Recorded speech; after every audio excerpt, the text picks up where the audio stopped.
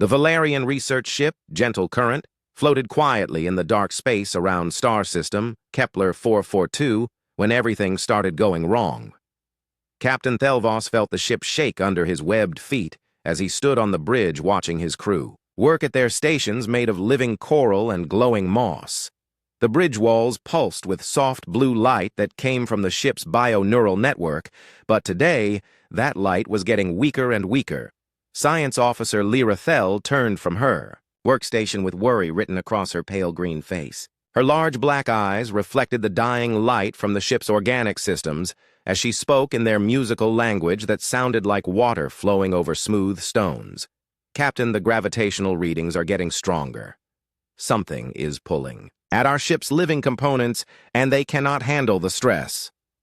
Thelvos moved to the central command node, which was actually a large, mushroom-like growth that connected directly to the ship's consciousness. When he placed his hand on its smooth surface, he could feel the ship's pain flowing through him like cold water in his veins. The Gentle Current had been exploring this star system for 3 cycles, now studying the strange way gravity worked here. The Valerians were a peaceful race who had given up war and violence thousands of years ago. They spent their time learning about the universe and sharing knowledge with other peaceful species in the galactic harmony. Their ship was grown, rather, then built using bioengineering that took decades to mature. Every wall, every system, every component was alive and part of one big organism. The ship could heal itself, repair damage, and even grow new parts if needed. But it was also fragile in ways that metal ships were not.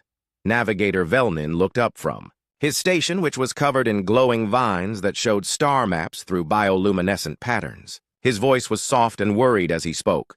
Captain, the stellar phenomena here is much stronger than we thought. The gravity waves are disrupting our ship's cellular structure. The living hull is starting to break down at the molecular level. Thelvos felt his heart sink as he realized what this meant. Valerian ships were designed to work in normal space where gravity followed predictable patterns. Here, in this strange system where 2 dead stars created impossible gravitational fields, their ship was slowly dying. Chief Engineer Mordan emerged from the lower decks with her biosuit covered in the ship's green blood. Her normally calm expression was replaced by fear as she gave her report. Captain, we are losing life support throughout the ship. The air recycling organisms are shutting down because they cannot adapt to the stress.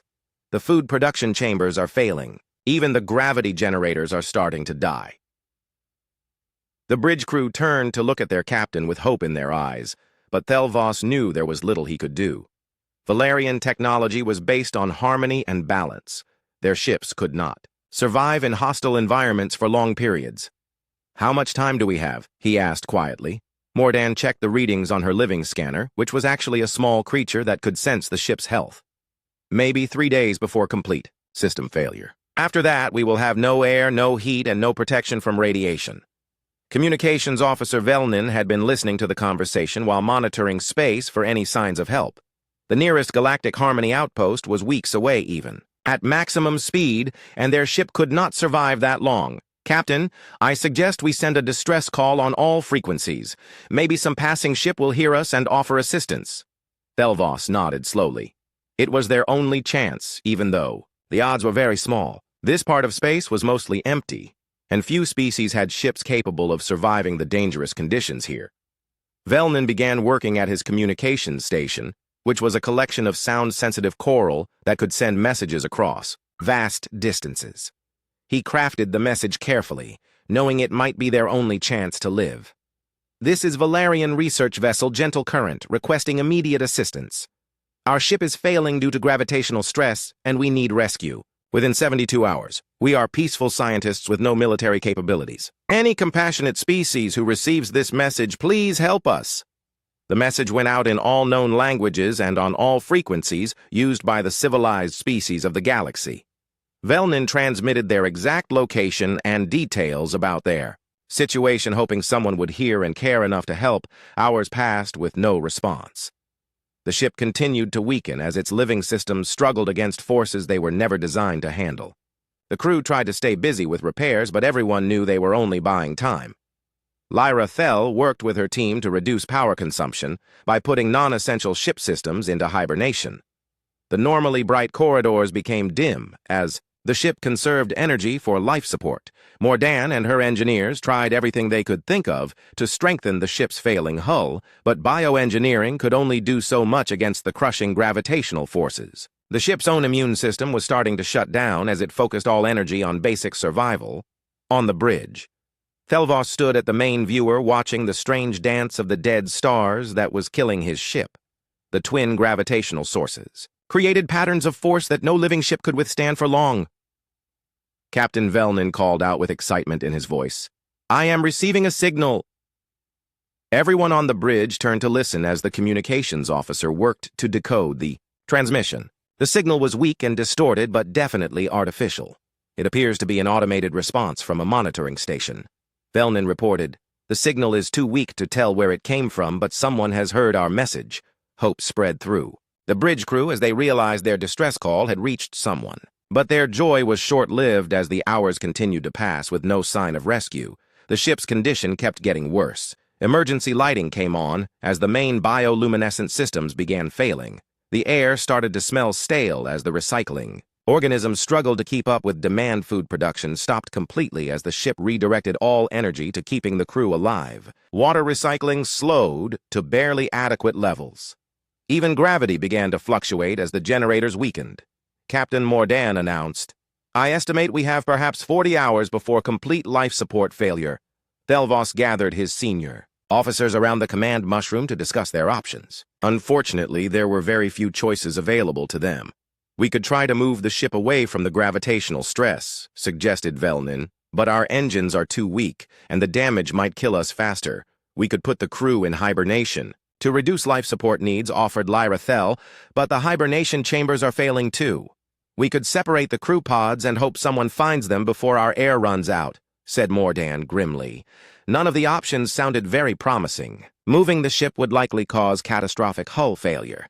Hibernation was risky when the ship's systems were dying. Separating in crew pods would leave them floating helplessly in space with limited air and no way to signal for help.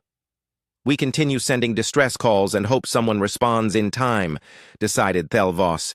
"It is our best chance," Velnin nodded, and returned to his station to boost the signal strength of their emergency beacon. The effort would drain more power from their failing systems, but attracting rescue was more important than conserving energy as the day cycle ended and artificial night began. The crew tried to rest, but sleep came hard, knowing they might not live to see another day. The ship's gentle humming sound that had always been comforting now seemed weak and strained.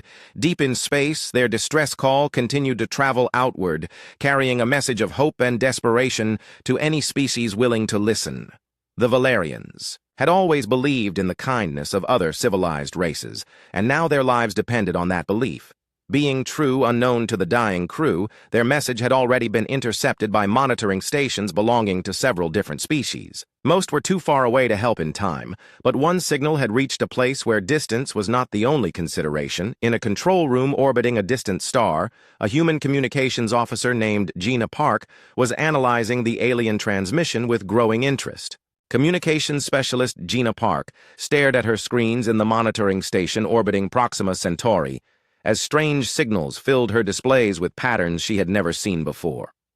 The night shift was usually quiet with only automated systems tracking the empty space around human territory, but tonight was different. Her equipment had picked up what appeared to be an alien distress call coming from a star system 48 hours away at maximum fleet speed. Gina had been working deep space communications for 5 years since graduating from the military academy on Mars, but she had never encountered anything like this. The transmission was clearly artificial and definitely not human, but the technology behind it seemed completely foreign. She ran the signal through every translation program the human military had developed, but the results were confusing. Parts of the message came through clearly, while other sections remained scrambled. What she could understand made her heart race with excitement and concern. The aliens were asking for help. They claimed to be peaceful scientists whose ship was dying in a dangerous star system. They had maybe 3 days to live and were begging any compassionate species to rescue them. Gina immediately contacted her supervisor, Lieutenant Commander Tae Min, who arrived in the communications center within minutes, still wearing his sleeping clothes. His dark eyes were alert, despite being woken from deep sleep as he listened to Gina play the transmission. "Have you confirmed this is genuine?" he asked while studying the signal analysis on her screens. "Sir, the transmission patterns are too complex to fake, and the distortion matches what we would expect from that distance," Gina replied. "The signal strength and frequency modulation appear authentic." Tae-min nodded grimly as he processed the implications. First contact with an alien species was something humanity had been preparing for since they first left Earth, but no one had expected it to happen like this. "Contact Admiral Tae-sik immediately," he ordered. "This goes straight to Fleet Command within." An hour Admiral Tae-sik was standing in the communications center aboard his flagship Iron Will, reviewing the alien transmission with his senior staff. The massive dreadnought was the pride of the human fleet, with enough firepower to level continents and armor thick enough to survive direct hits from fusion weapons. Admiral Tae-sik was a veteran of the Mars Rebellion and the Jupiter mining wars, who had spent 30 years fighting to protect human colonies from pirates, terrorists, and worse. His scarred face showed the experience of someone who had seen too much combat, but his eyes still held the sharp intelligence that made him one of humanity's best military commanders. Standing beside him was Chief Science Officer Hana Yoon, whose specialty was xenobiology and alien technology analysis. She had spent years studying theoretical alien contact scenarios, but this was her first chance to examine actual alien technology. "What do you make of their ship design?" the Admiral asked as Hana finished reviewing the technical data embedded in the distress call. "Sir, their technology appears to be completely biological," she replied with fascination in her voice. "The signal suggests their ship is actually a living organism rather than a constructed vessel. Their power sources appear to be organic. Their hull seems to be some kind of enhanced biological material, and even their computer systems appear to be grown rather than built." Captain Dong-soo, commander of the escort frigate Stormbreaker, had been listening quietly, but now he spoke up with concern in his voice. "Admiral, this could be a trap. Unknown aliens calling for help in a dangerous star system where our ships would be vulnerable. It has all the hallmarks of an ambush." Admiral Tae-sik considered this possibility carefully.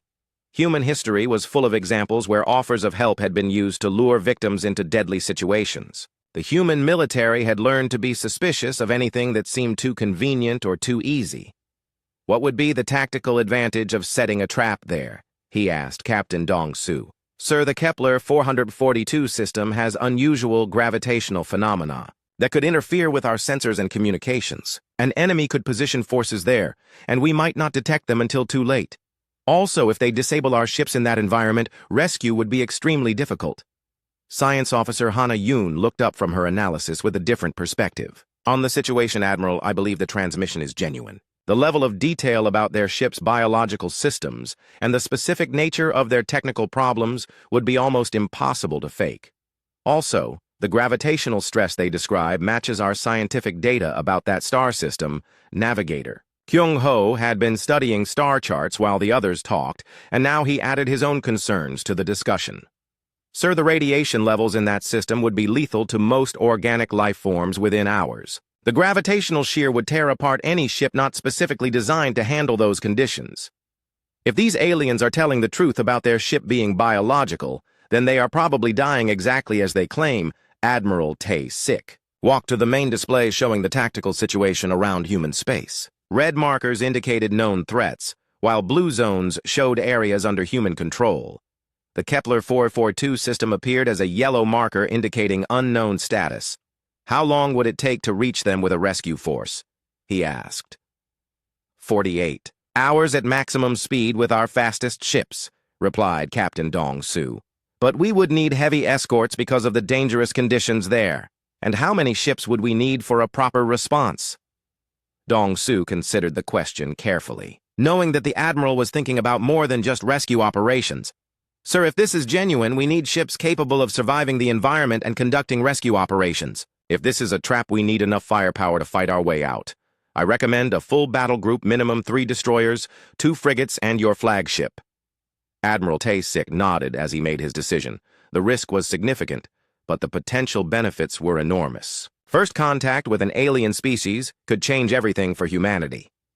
"Very well, we launch in 2 hours. Battle Group 7 will accompany us to Kepler 442. All ships are to prepare for possible combat, but rescue operations take priority if the aliens are genuine. The bridge crew immediately began preparations for departure, as word spread throughout the fleet that humanity was about to make first contact with an alien species. Supply ships rushed to load additional medical equipment and emergency rescue gear, while weapons specialists prepared for possible combat. In the ship's briefing rooms, human officers studied everything they could learn about the Kepler 442 system and the strange aliens who were trapped there. Combat veterans who had fought in dozens of battles found themselves nervous about facing something completely unknown. Marine Sergeant Jin Woo assembled his boarding team aboard the destroyer Hammer as they prepared for the possibility of boarding an alien vessel. His troops were experienced soldiers who had seen action in the Outer Colony Wars, but none had ever encountered alien technology before.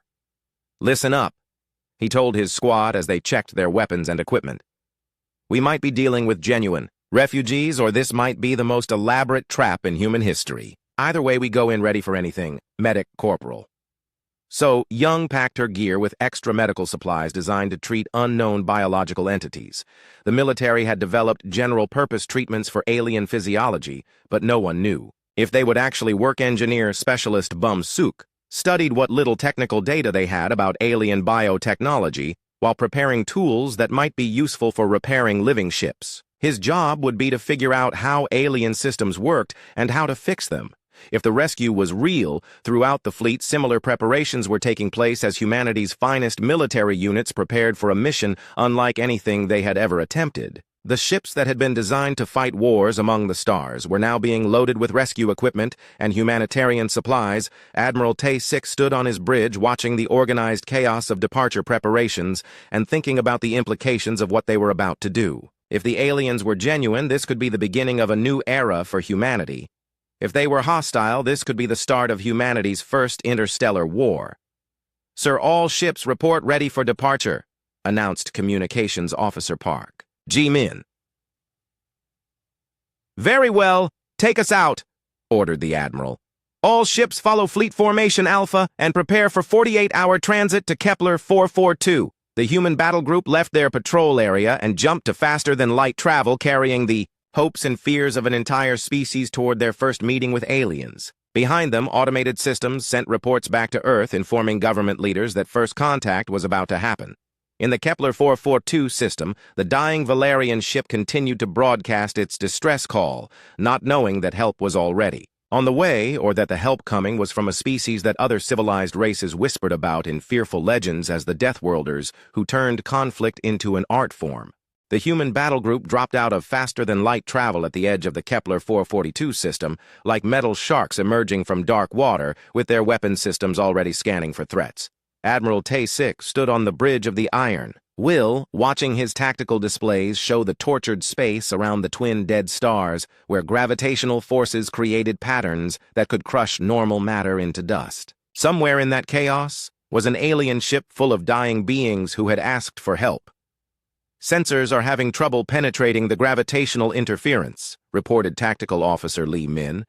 "But I am detecting a large organic signature approximately 4 million kilometers from the primary gravity well." "That has to be them," said Science Officer Hana Yoon as she studied the readings. "The signature matches what we would expect from a biological vessel of the size they described." Navigator Kyung Ho was already calculating approach vectors while monitoring the dangerous forces that filled this system like invisible storm winds. "Sir, I can get us there, but it will require careful navigation. The gravitational shear in some areas would tear our ships apart even with full structural reinforcement." Admiral Tae-sik nodded grimly as he studied the tactical situation. His ships were built for war, not rescue operations in one of the most dangerous stellar environments known to science. "Take us in slow and steady. All ships maintain formation and watch for gravitational anomalies." The human fleet began its careful approach toward the alien vessel, while their crews prepared for whatever they might find. In the marine bays, soldiers checked their weapons and equipment one final time while medics reviewed procedures for treating unknown alien physiologies aboard the dying Valerian ship Gentle Current. The crew had felt the massive gravitational disturbances caused by ships dropping out of faster-than-light travel near their location. Hope flared in their hearts as they realized someone had actually responded to their distress call. Communications Officer Velnin worked frantically at his failing station, trying to establish contact with whoever had arrived, while his equipment struggled to function in the deteriorating ship environment. "Captain, I am detecting multiple large vessels approaching our position," he announced with excitement. "But the sensor readings are very strange." Captain Thelvos moved to the main viewer, which was now flickering badly as the ship's bio-neural network continued to fail. What he saw there made his blood run cold with terror. The approaching ships were clearly designed for one purpose, and one purpose only, which was to destroy things. They were angular metal constructs bristling with weapon arrays that could probably vaporize his entire vessel with a single shot. Even worse, the ships seemed to be scarred and damaged as if they had been in many battles. By the eternal current, what manner of violent species builds such instruments of death? Whispered Science Officer Lyra Thel as she stared at the tactical display. The Valerian crew had grown up hearing stories about the legendary Deathworlders who were said to exist somewhere in the galaxy. These were species that had evolved on planets so hostile that violence became part of their very nature. They built ships for war, fought constantly among themselves, and turned conflict into an art form. Most civilized races believed such creatures were myths told to frighten children. But now the Valerians were looking at what could only be Deathworlder vessels approaching their helpless ship. "Captain, their sensor beams are scanning our vessel," reported Velnin with fear in his voice. "The scans are very intense, much stronger than anything we have ever encountered." Engineer Mordan was trying desperately to get their minimal defensive systems online, but the energy dampeners that could deflect cosmic debris would be useless against military weapons. "Captain, our defenses are completely inadequate against vessels of this type," she announced grimly. "If they choose to attack, we cannot stop them." The approaching human ships looked like predators closing in on wounded prey as they took up positions around the dying Valerian vessel. Their weapon arrays tracked across the alien ship, while sensors probed every detail of its biological construction. On the bridge of the Iron Will, Admiral Tay Sik was studying the most fascinating ship design any human had ever encountered. The alien vessel appeared to be grown rather than built, with organic curves and flowing lines that suggested it was actually alive. "Incredible," muttered Science Officer Hana Yoon as she analyzed the sensor data. "The entire ship appears to be one enormous biological entity. I am reading cellular structures, neural networks, and what might be circulatory systems running throughout the hull. No wonder they are having problems in this environment," observed Navigator Kyung Ho. "Biological systems are not designed to handle this kind of gravitational stress." Tactical Officer Li Min was focused on the military implications of what they were seeing. "Sir, I am detecting no weapon systems, no military technology, and no defensive capabilities beyond basic energy deflectors. This vessel is completely defenseless." Admiral Tay Sik found himself in a situation he had never encountered before. His entire career had been spent fighting enemies who wanted to destroy human colonies or competing with rivals for resources. But these aliens appeared to be exactly what they claimed, which was peaceful scientists in desperate need of help. "Open communications with the alien vessel," he ordered. Communications Officer Park Ji-min worked to establish contact while the advanced human communication systems struggled to interface with the failing alien technology. Back aboard the Gentle Current, the Valerians felt their situation becoming more desperate by the hour as their ship continued to die around them. The life support systems were now operating at barely 20% capacity, and the air was becoming thin and stale. "Captain, the alien vessels are trying to establish communications," announced Velnin, "but their transmission methods are completely different from ours." Captain Thelvos authorized the communication attempt, even though he expected the worst from these obvious warriors. Perhaps they would demand surrender or tribute before destroying his ship and crew. The first voice that came through their speakers was deep and harsh, like the sound of grinding metal.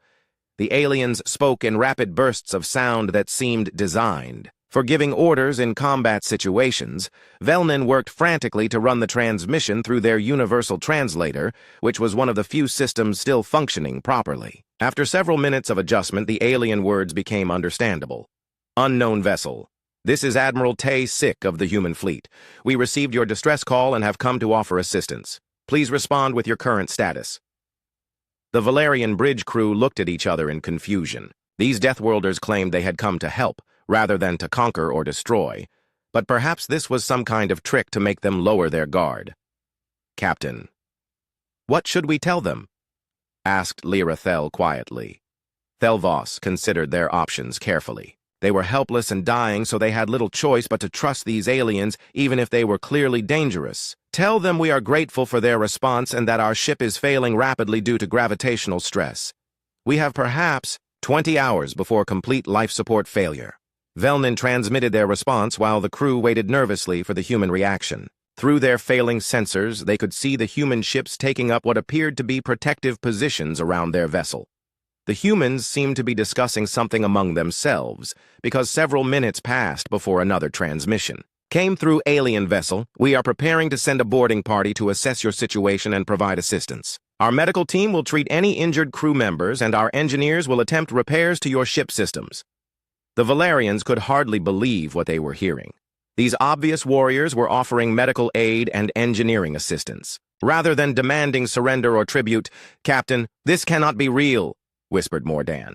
Deathworlders do not rescue other species, they conquer them. But even as she spoke, the Valerians could see small vessels launching from the human ships and heading toward their vessel. The boarding craft were heavily armored and moved with military precision, but they were approaching with their weapons powered down. Perhaps, said Captain Thelvos slowly, we do not understand these humans as well as we thought. The human boarding pods attached to the Valerian hull with mechanical precision that spoke of long military experience. The sounds of cutting tools echoed through the ship as the humans began making entry ports in the organic hull. The Valerian crew gathered on their bridge expecting the worst, as heavily armored aliens in powered suits began moving through their ship. The humans were clearly soldiers carrying weapons that could kill dozens of Valerians in seconds, but instead of violence, the first thing that happened was something the Valerians never expected. Marine Sergeant Jin Woo stepped through the airlock into the alien ship and immediately noticed how different everything was from human vessels. The corridors were curved and organic, looking like walking inside a living creature. Soft, bioluminescent. Panels provided dim lighting that flickered weakly as the ship's systems continued to fail. Behind him, Medic Corporal So Young carried emergency medical equipment, while Engineer Specialist Bum Suk brought tools designed to work with unknown technology. The boarding team moved carefully through the alien ship, following their scanner readings toward what appeared to be the bridge. The air inside the ship smelled strange, like flowers mixed with something metallic that Jin Woo could not identify. His armor's environmental systems detected elevated radiation levels and atmospheric composition that would be toxic to humans without protection. Sergeant, the aliens appeared to be gathered in a large chamber ahead, reported Corporal Han Wool, who was operating the tactical scanner. I count approximately 12 life forms, all showing signs of severe stress. Jin Woo nodded and activated his helmet communicator to contact the human fleet. Admiral, this is boarding team leader. We have entered the alien vessel and are approaching what appears to be their bridge. The ship's condition is worse than we expected, with failing life support and radiation exposure throughout. Admiral Tay-Sik's voice came back immediately through the communication link. Understood, Sergeant. Proceed with caution, but remember these aliens asked for help. Treat them as refugees unless they prove otherwise. The boarding team reached the entrance to the bridge, which was an oval opening covered by what looked like a membrane rather than a metal door. Jin Woo could see through the translucent barrier that the aliens inside were huddled together in obvious terror. Jesus, they look like they are about to die of fear, he muttered to his team. The Valerian crew watched in horror as the human soldiers approached their bridge. Through their failing sensors, they could see that these Deathworlders were massive compared to their own delicate frames. The humans wore armor that looked like it could survive direct hits from military weapons and carried enough firepower to destroy their entire ship, Captain. Thelvos tried to stand straight despite his fear as the lead human removed something from his belt that was probably a weapon. The Valerian crew pressed back against the far wall of their bridge, expecting to be executed or tortured, but instead of violence, something completely unexpected happened. Medic Corporal So Young pushed past the other soldiers and immediately began scanning the aliens with her medical equipment. Her movements were efficient and professional, as she detected radiation sickness, malnutrition, and oxygen deprivation among the crew. "Sergeant, these beings are in critical condition," she announced. "They need immediate medical treatment for radiation. Exposure and their atmospheric mix is becoming toxic." Jinwoo looked at the terrified aliens and made a decision that would surprise everyone, including himself. He removed his helmet, revealing a scarred but unexpectedly kind human face. "We are not here to hurt you," he said slowly, hoping their translators were working. "We received your distress call and came to help." The Valerians stared at him in confusion and disbelief. This was not how Deathworlders were supposed to behave, according to every story they had ever heard about such species. So Young was already moving among the alien crew with her medical scanner, checking each individual for injuries and illness. Her touch was gentle despite her obvious military training, and she worked with the same care she would show to human patients. "Captain Thelvos," she said, after consulting her translation device, "I am Medic Corporal So Young of the human fleet. You and your crew are suffering from radiation poisoning and need immediate treatment." The Valerian captain could barely speak as he watched this human warrior carefully treating his crew members with medicine and equipment, designed to help rather than harm. "But you are Deathworlders," he managed to whisper.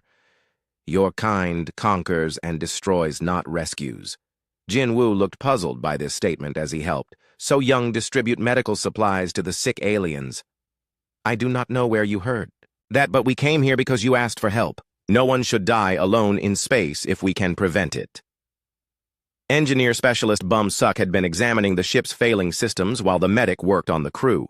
The organic technology was unlike anything he had ever seen, but he could recognize critical system failures when he saw them. "Sergeant, this ship is dying fast," he reported.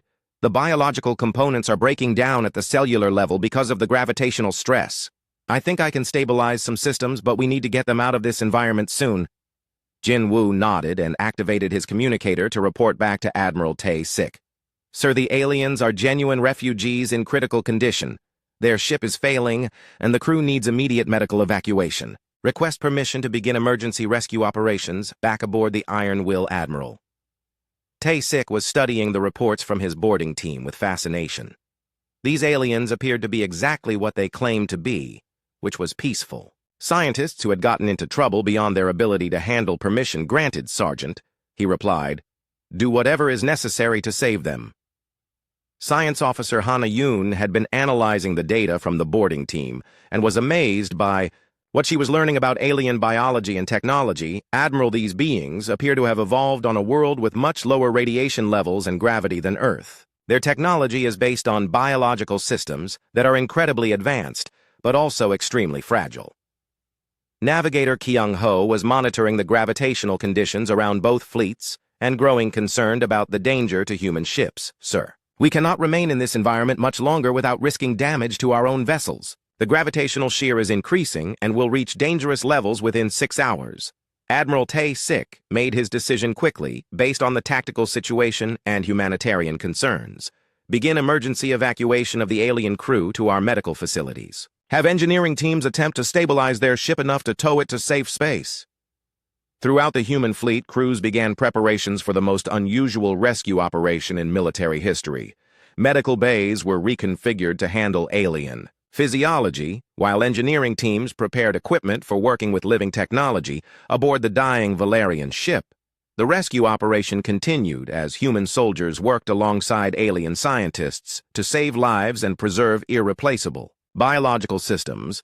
Captain Thelvos found himself being carried to a human medical facility by Marines who handled him with surprising gentleness despite their obvious combat training. As he watched his crew receiving professional medical care from these supposed Deathworlders, he began to question everything he thought he knew about the universe.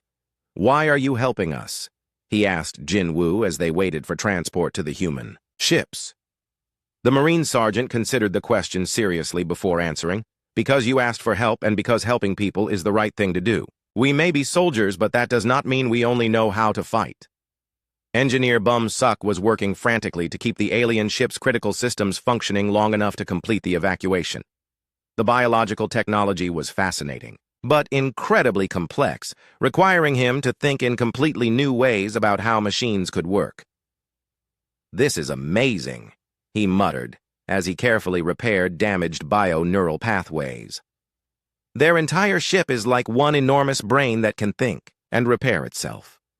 So-Young had established a field medical station on the alien bridge where she treated the crew for radiation sickness and malnutrition.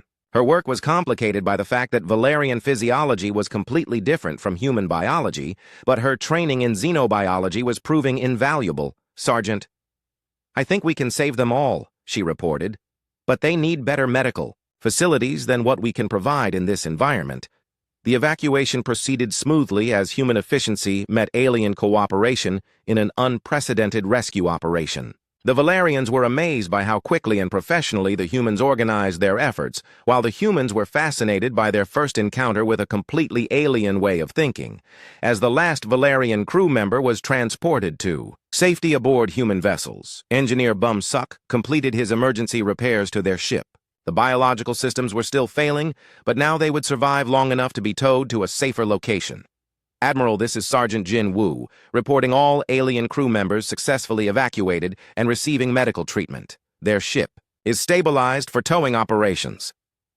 Admiral Tae-6 smiled with satisfaction as he watched his crews complete a mission unlike any in human military history. "Well done, Sergeant. Bring our guests aboard the flagship. I think Captain Thelvos and I need to have a long conversation about why his people think we are monsters." Captain Thelvos stood in Admiral Tae-6's ready room aboard the Iron Will, feeling completely overwhelmed by everything he had experienced in the past few hours.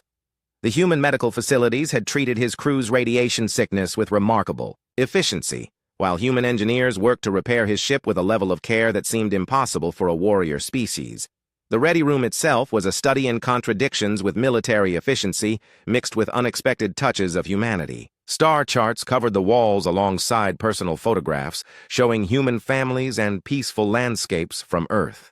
The Admiral's desk held both tactical reports and what appeared to be poetry written in Korean. Admiral Tae-6 sat across from the Valerian captain with a cup of coffee steaming in his hands and an expression of genuine curiosity on his scarred face. "Captain, I have been thinking about what your people believe regarding humans," he said carefully. "You called us Deathworlders and seem to expect violence rather than rescue. I would like to understand why." Thelvos struggled to find words that could explain concepts that had seemed so clear just days before, but now made no sense at all. "Admiral, your species builds ships designed for war. Your people carry weapons capable of destroying entire cities. Your history, according to our databases, is filled with conflict and violence. These are the characteristics of Deathworld species who solve problems through force." The human admiral nodded thoughtfully as he considered this perspective. "You are not wrong about our history or our capabilities," he admitted. "We do build weapons and our past is filled with wars. But I think you may misunderstand what those things mean to us." Science Officer Hana Yoon entered the ready room, carrying data tablets filled with analysis of Valerian technology and culture. Her face showed the excitement of someone who had just made groundbreaking discoveries. "Admiral, the cultural exchange with our guests has been fascinating," she reported.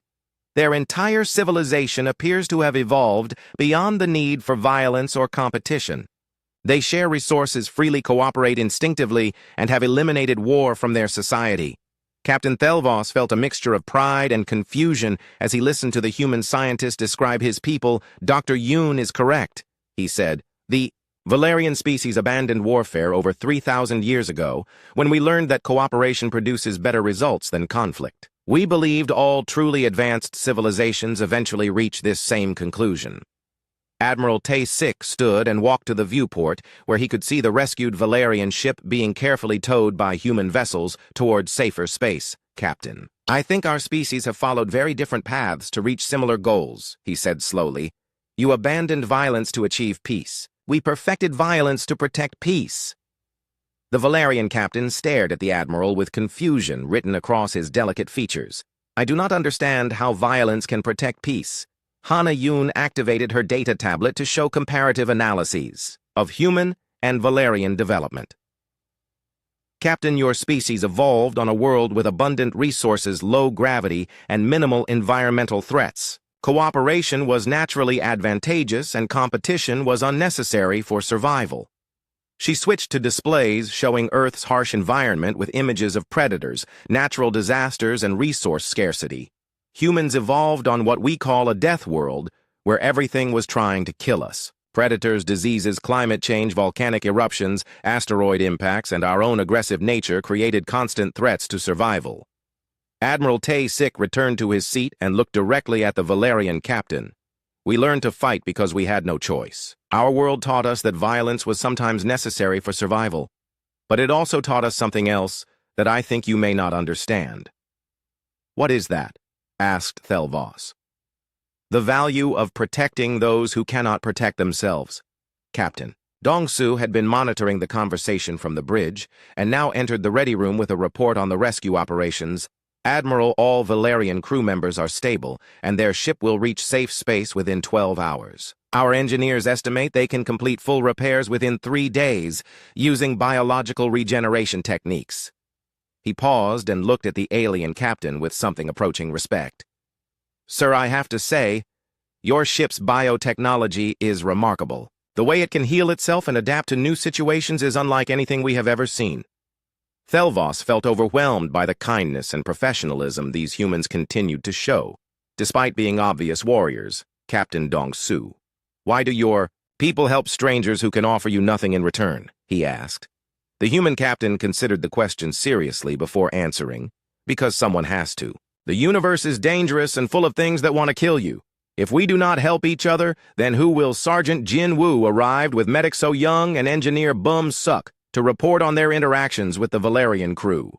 All 3 humans showed obvious respect for the aliens they had rescued. Admiral, the Valerians have been sharing information about their biotechnology in exchange for medical treatment, reported So Young. Their approach to healing and regeneration could revolutionize human medicine. Engineer Bum Suk was clearly excited by what he had learned about living machines. Sir, their ship is essentially one enormous organism that can think, repair itself, and even grow new components when needed. The applications for human technology could be incredible. Jin Woo had spent the most time with the Valerian crew and had developed genuine friendships with several of them. Admiral, they are good people who genuinely care about learning and helping others. They were just scared because they did not understand us. Admiral Tay-Sik nodded as he listened to his officer's reports, then turned back to Captain Thelvos. Captain, I want to give you something before we part ways. He reached into his desk and pulled out a simple steel knife with a plain handle and a sharp blade that reflected the room's lighting. This represents what humanity is, he said as he offered the blade to the Valerian captain. It can kill, yes, but it can also cut rope to free someone or clear debris to save them. It can harvest food to feed the hungry, or carve tools to build shelter. Thelvos accepted the knife with trembling hands as he tried to understand the symbolism. The choice of how to use it, continued the Admiral, that is what makes us human. But why do you choose to help rather than harm? Asked the Valerian captain. Hana Yun answered for the Admiral, because we learned that protecting others makes us stronger than conquering them. A friend is more valuable than a slave, and an ally is more useful than a victim. Captain Dongsu added his own perspective. Our weapons exist to protect, not to destroy. Our ships are armed so we can defend those who cannot defend themselves. Our soldiers train for war so that others can live in peace.